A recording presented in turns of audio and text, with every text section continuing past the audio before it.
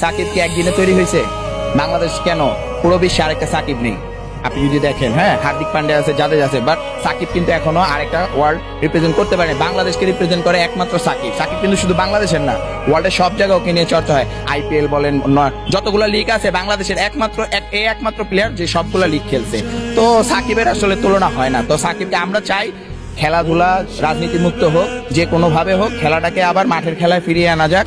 আর সাকিবকে যত দ্রুত দেশে আনা যায় এই ঝামেলা শেষ করে খেলাতে ওকে অংশগ্রহণ করানো উচিত। আর বাংলাদেশ সাকিবকে ছাড়া খেলতেছে, এটা আসলে আমাদের আশা করার জায়গাটাই নেই।